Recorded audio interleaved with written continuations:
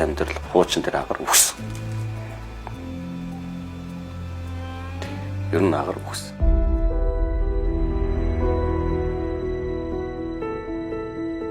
Эхнэртэйгээ жоохон ам мөрийгаал бас зөвхөн зүхээ аваад тэгэл гадаад руу яваад үтдэг тийм л даварсан байлаа.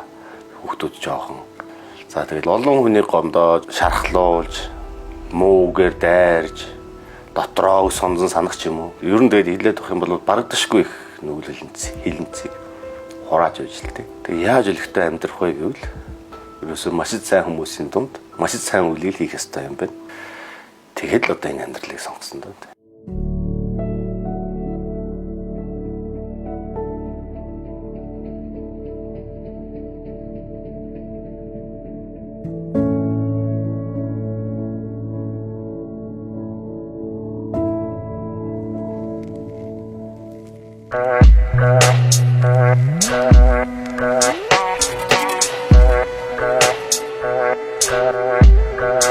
Тацaaгаад багын найз байнга л гэсэн чи юугаар сурах юм бэ? Чамд сурах юм байхгүй. Чамд ухаан байна гэдэг намайг хөөр гэж өгнө. Хойлоос та алаад өгье.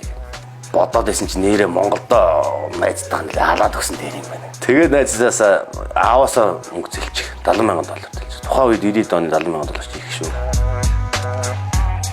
Найзтай хоёулаа компани байгуулсан. Тэгээд залуу хүмүүс учраас их балаа нэр өгсөн. Crazy Open гэдэг нэр өгсөн. Тэгсэн чинь нэг машин зардаг партнер Кайтосан гэдэг хүн танилцаа шууд найзалцсан. Би Монгол руу ч машин оруулаад өгье. Танах хамгийн хямдханаар. Ингээ машины 8 эхэлвэ. Тэгтэлгүүрийн хурд машинаа тавиад гэсэн чи зарж байгаа ашигч янзын үнэн ч өндөр зарагдах юм. Тэгэл тун удахгүй Тацаа найз бит хоёрын мөнгө сейфэндээ багтдаг. Ингээ баяжаад ер нь амьдрал гэдэг чинь мөнгө л юм байна гэж бодоод байна шүү дээ.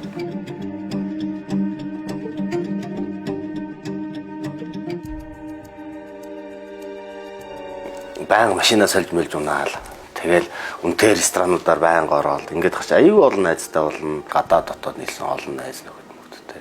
Тэгээд ховц сунараасаа гэсүүлээ тэ. Team брэнд нөгөө ийм брэнд Yves Saint Laurent өмтийнх нь энэ хэсэг нь зүгээр тэр загварын зүгээр тэгээд ус хальж өгнө штэ. Ийм тэнэглэл тийм одоо юунд бол хязгаар байхгүй. За тэгжидэл гайвалж уул уурхаа гэж юм гарч ирсэн. Хинтийн цэнхэр мандалд алтах гэж хэлээ. Дараа нь бүр сүлд увсын ховдод вольфрамын уурхай, газрын ховор металл. Тэгээд тэр үуч хүмүүс сайн мэдээгүй. Яваанда газрын ховор металл мундаг болно шүү. Хэл алсыг харж байгаа байт. Тэгээд нөгөө олсон бүх мөнгө авчаал булайцсан. Дампурц. Мөнгө юу ч байхгүй.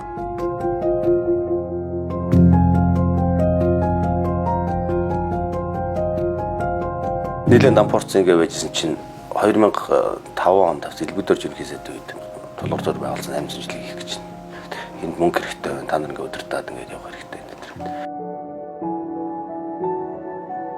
Тэгээд төсөл бичээд тэнцээд Японоос мөнгө төгрөгөө олж ирээд баахан японочдоо хамтраад заа ингээ 800 жилийн хийвээ.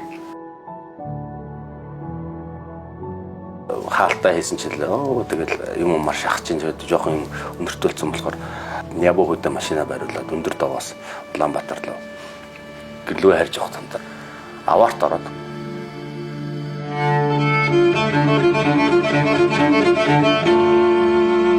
нуруугаа хуглаад ахар сүлэн хуглаад арц газ задлаад дээрээс нөгөө тархинд айхтар хүнд гүнтлээ.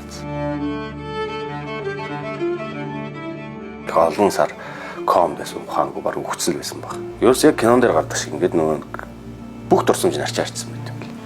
За ингээд сэтгэл санаа байхгүй.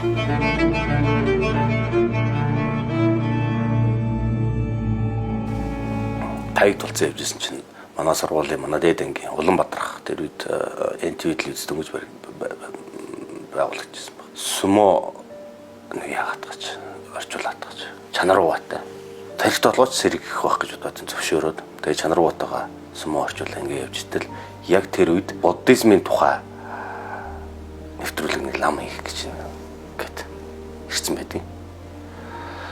Тэгээд намайг ч за чи хараад чи ер нь ингээд хараад байсан чинь шууд нэвтрүүлэг хөдөлчих юм шиг байна. Тэгээ нөгөө лам гойтой намайг оруулцдаг.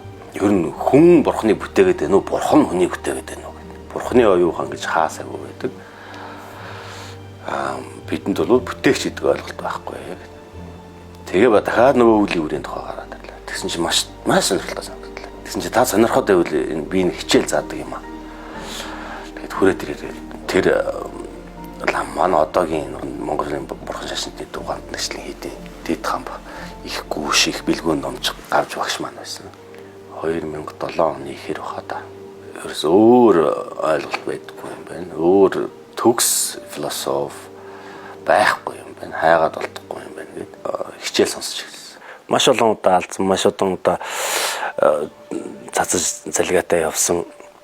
Тэр зүйл зарим сайн л надад бүрш өгсөн байна шүү дээ. Шатман болсон байна. Тий. Тэгээд одоо харамсаад явт нэгэнд одоо болоод өнгөрцөн зүйл явж нэмэр байхгүй.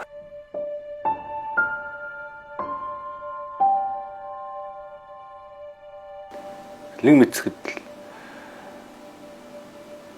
баг гэсэрсэн чинь ихнэр хөвгдөж байхгүй. Хаана явсан мэддэг. Хаана хаанч мэддэг.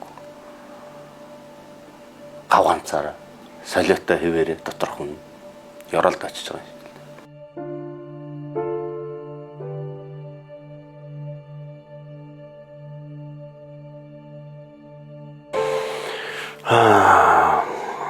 Нэг 6 жил бол зогсолт гоосон баг.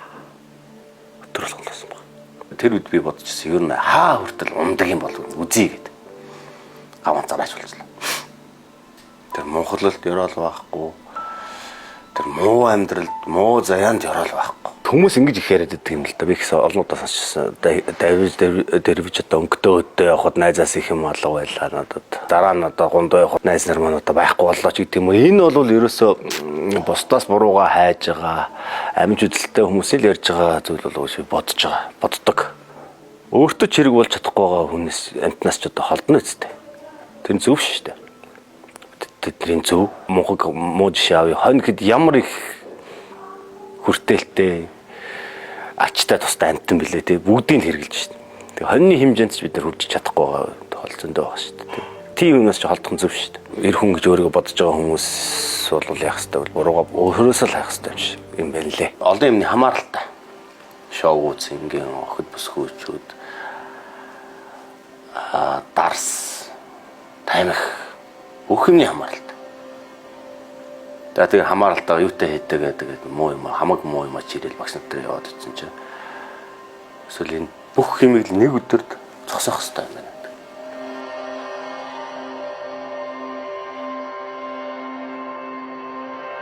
Агар гэдэг амьдралтаагаар зууралдаад хэцүү байт юм лээ шүү дээ. Шууд л таслах хэрэгтэй. Баг угаар энэ гэсэн. Шууд л зогсон.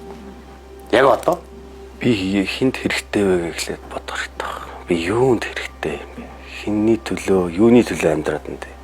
Надад ер нь бусдад хэрэгтэй зүйл байна уу гэж хамгийн түрүүнд бодох хэрэгтэй байна. Мөнгийг бол эд зүйлийг бол хүн олно уу? Хаанаас л хаанаас олно? Хүнийг л хүн олохгүй. Хүн л хүнд алдахгүй.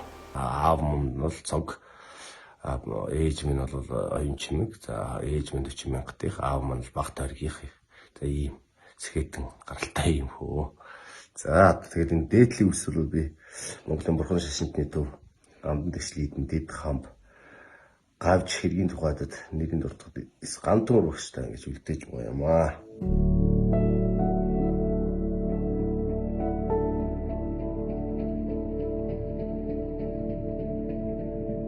Яг лам болдог өдөр ингээл бүх сэтгэл хачин болоод бизнесмар санаадаа ингээл хачин байсан л та.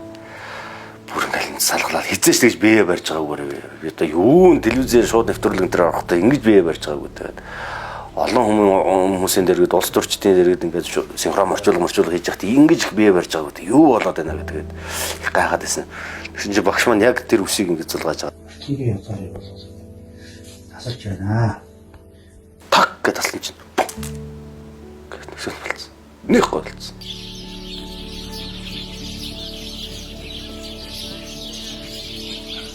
Бусдад төв бодож ин гэдэг чинь нүгэл хийгээл явж байгаа гэсэн үг шүү дээ.